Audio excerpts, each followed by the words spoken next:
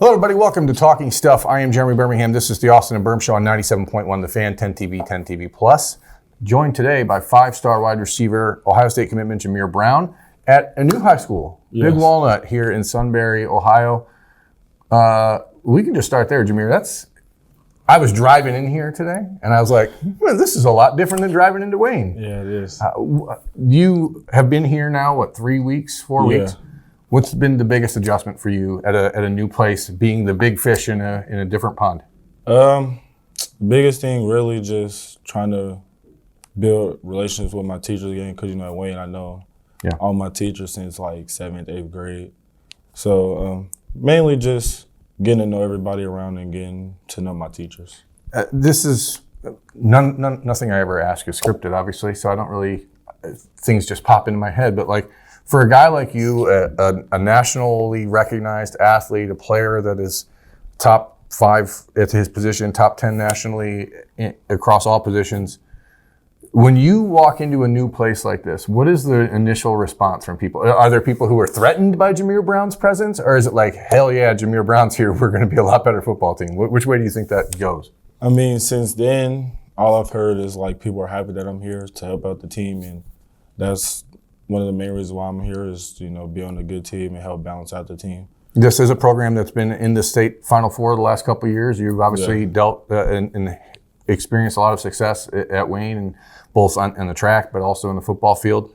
When you think about this move and heading into your senior year of high school, final year, legacy year, all that stuff, what is the biggest opportunity for you here? I mean, I know obviously winning a state title is something that you want to do. But how does this move help you get better as a football player, as a person? Kind of just to learn different ways of how people coach.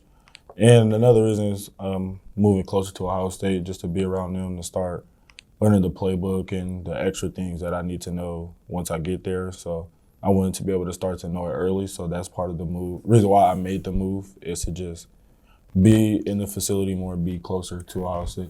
Obviously, you are, again, you've been committed to Ohio State for quite a while now. It's a situation, I think, in a lot of ways similar to what Chris Henry dealt with when he committed very early to Ohio State. A guy growing up in the state, the relationship with Brian Hartline. When you got that call in December, and it's December 3rd probably, or December 4th, what was your initial reaction to the news that Coach Hartline was leaving?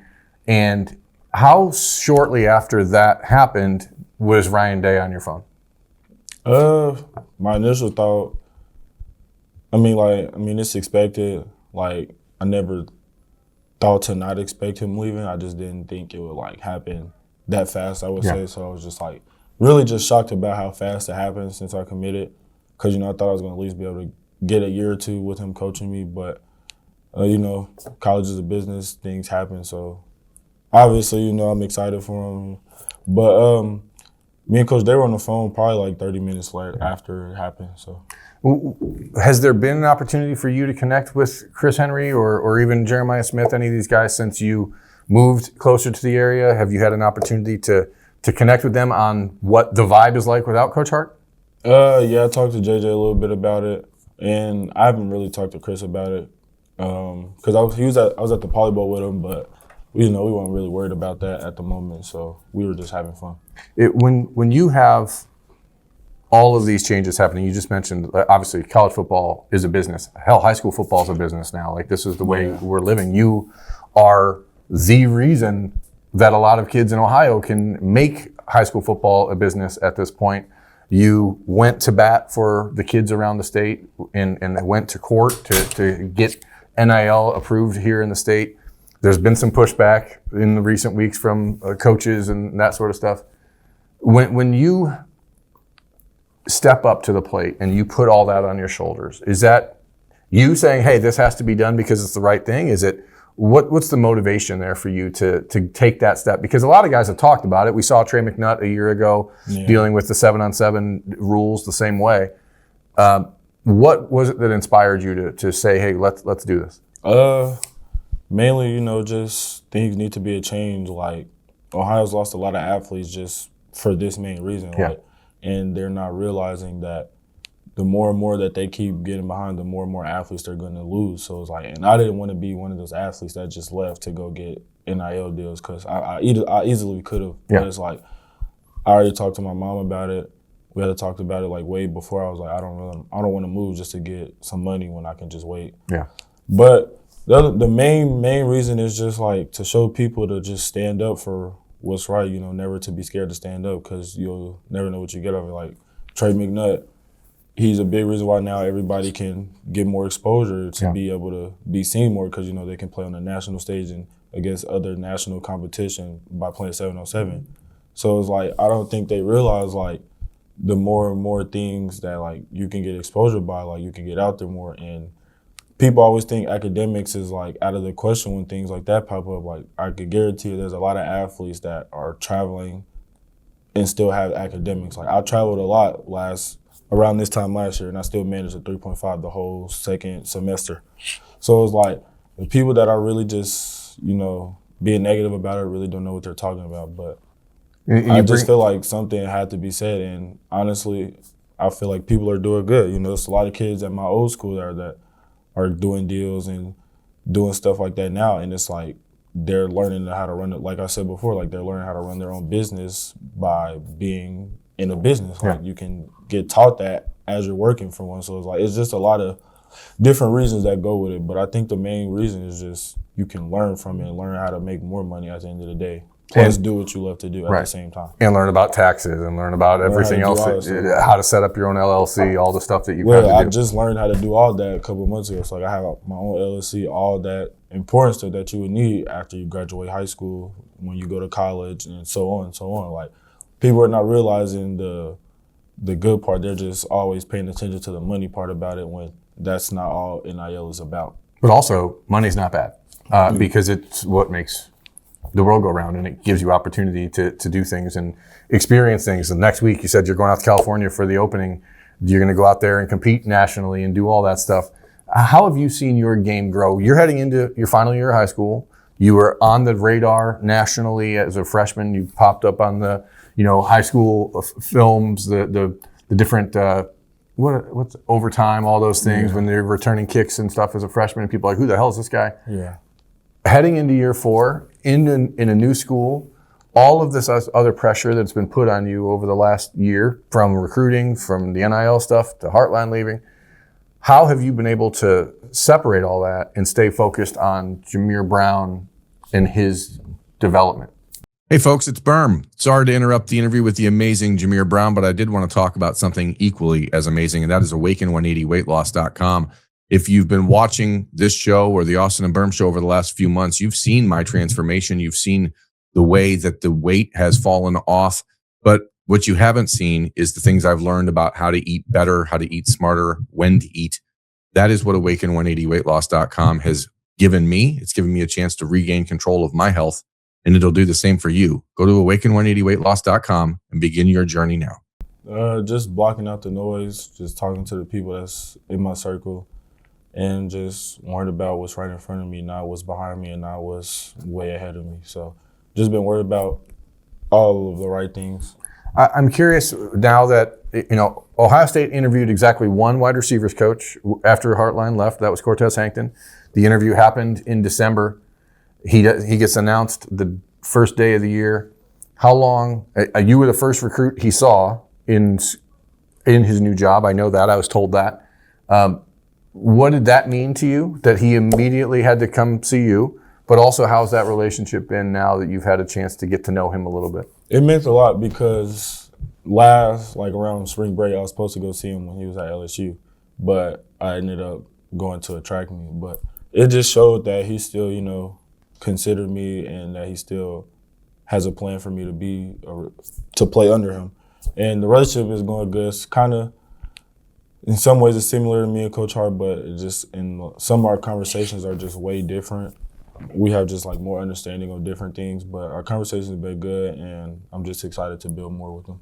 Has the relationship with Ryan Day gotten exponentially better in the last month and a half? And how, obviously, again, we live in a 24-hour news cycle constantly. You go on rivals.com and look up Jamir Brown, or go on 3 and look up Jamir Brown, and there's going to be a story about how Jamir's going to flip to Miami, a story about Jamir's going to flip to Notre Dame, a story about Jamir's going out to California, so he's probably going to visit USC. Like, you see all that stuff, right? And the noise is hard to ignore sometimes. So was it really important for Ryan Day to get more involved with you? Obviously, because Hartline left, but just in general, knowing that the relationship you have with Marcus Freeman, for example, because Marcus went to Wayne, you know, how valuable has it been to see this uptick in Ryan's involvement? It's been good because, one, I'm just showing him that I'm still committed, you know, showing that I'm still all in. And he knows that, and he just tells me how important I am to him and that he can't wait for me to get up there. So it's just been great. It's been great since I started, since I've got the offer, but, you know, it's just gotten stronger as time went on. When you talk about this recruiting class, the 2027 class for Ohio State right now is early in the process, but ranked number 1 in the country. You've got really good foundation developing here. It is a interesting class because you are replacing Brian Hartline with Cortez Hankton, who's coming into Ohio State and having to manage the relationship with you, but then also try to go out and talk to Manchin Sales and go talk to Dakota Garant and go talk to all the other guys. Who are you recruiting? Who do you want lined up next to you in this class? Mainly right now, Manchin and Eric McFarland. Yeah. You guys, I think people look at you and Eric and think that you're similar because people think you're small for some reason. I mean, I'm not the biggest guy, but I'm not. You're over 6 foot tall and you're like 200 pounds. Yeah, I'm like 199. Yeah, so 195. To set the record straight, Jamir Brown is not a small slot receiver, okay? He is a normal-sized human. Eric McFarland is a small slot receiver, but he is dynamic as heck with the football in his hand. Yeah. As you try to talk to those guys, Eric is a recent reclassifier from the 28 class to 27, so he's kind of new in this process. Yeah. But it was you and Eric and Manchin at Ohio State 3 weeks ago, Cortez's first weekend on campus. What did it mean for you guys to all have that opportunity together and say, hey, you know, because Eric at that point hadn't been on campus since the Texas game. Yeah. There was a little bit of uncertainty because of Coach Hart's departure. Like, what was the value for that weekend for you guys? Yeah, it was good. You know, we spent a lot of time with him just talking, learning. He was teaching us a lot of stuff, like from the receivers that he taught in the past, like George Pickens, Malik Neighbors, Kyron Lacy, like just what he does, how he fixes certain things that the receiver themselves told him they didn't like and what like he know he could fix. So he was just showing us just his way of coaching, how quickly he gets stuff changed. When you start to plot out the next, today's February, so 10 months till the signing period in December, what are you most interested in getting yourself better at so that when you arrive on campus at Ohio State next December or January 1st or whatever it is, that you are going to be in a position to contribute and be a guy year one, day one? Because you've seen it. You've seen what happened with JJ. Yeah. You know it can happen. Chris is going to be put in that position. The world is different because of NIL. You know, like the roster's smaller, so you have to go in and be that guy. How do you make sure that you're that guy from here? Mainly the playbook, and then just really understanding how to like read defenses as I'm going on. Mainly kind of just a lot of stuff, everything that I can do but speed. You know, speed, I'm completely great with that, but just everything else going, whether it's catching, yards after the catch, knowing the playbook, knowing the defense, all that type of stuff, blocking, like just all the little stuff. You know, I think if I can just learn everything step by step, I'm going to be a guy regardless, but, you know, you can always get better at everything you do. I remember watching you summer after your freshman year. You camped at Ohio State, and everyone's like, Jamir Brown's here, let's go. And, you know, everyone's eyes around you. And that day, you were struggling a little bit to catch the ball that day. And then the next time I saw you, you were like, you didn't drop a thing, and it was like the most effortless, natural thing in the world. And I think sometimes people see an athlete like you and think that it never is difficult. It's never like you never have to work. Yeah, you always got to work. You know, guys like me, like you always got to work. Like even guys in the league, they work every day. JJ works every day. Like I know everybody in college works every day. Like I feel like people that just think that's because they don't really have that dog. They don't have that dog mindset. Like they're the type of people once they get to a certain level, they're just okay with being. They're okay. They're good with being okay. Like you can't just settle for anything. You always just gotta want to be better. You always gotta want. I've never really had the chance to sit down and talk to you on the record like this for this extended period of time. Is there a receiver that you model your game after, that you remind yourself of? Because I have one. And I've been trying to think about it for a couple of years now, because comparisons are a big piece of this industry. And I want to see who you come up with, and then I'm going to tell you mine, and you tell me if I'm completely crazy or if I'm not. But who's the guy that you model your game after? I mean, really right now, probably in college, Cornell, and then in the league, Jamar Chase. Jamar Chase. That's Jamar Chase. I'm telling you, like, I've been trying to think, because you're not, you move like a running back, and Jamar moves like a running back when he has the ball in his hands, but then he's so different as a route runner and everything else, and so precise. So Jamar Chase is the comparison, 100%. Yeah. So 100%.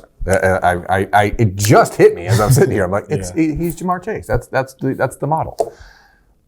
Last thing, and then I'll get you out of here. I'm probably already over the time limit I told you, but Arthur Smith, the new offensive coordinator at Ohio State, have you had a chance to connect with him? What has been your first impression of him? And what is your thought of what he might bring different to this offense? I haven't got a chance to talk to him at all. Hopefully, he just does what he does best, just getting the guys the ball and just helping Ohio State win and get them to another national championship. Will you be on campus March 10th for the first spring practice, or what is your plan? You said you moved here to be closer. Yeah, I'm planning on it only because I have OT7 around that time, so it's kind of, if I don't, I'm going to be there regardless, like soon after that, but I probably won't make it to the first one, but I'm going to be there a lot. There's always going to be noise and rumors and rampant speculation around players of Jamir Brown's stature, but you heard it from him. He's locked in with Ohio State. He's comfortable with the Buckeyes. And he's just working to get better. And that's really what high school football is supposed to be about. And we've confused it. We've made it all messy in the last few years. But at the core, it's still the same. So Jamir Brown is still one of the best players in the country. He's just at a new school, Big Walnut, here in Sunbury, Ohio. This has been Talking Stuff on the Austin and Birm Show. I'm Jeremy Birmingham. He's Jamir Brown. Thanks, everyone, for watching. We'll see you next time.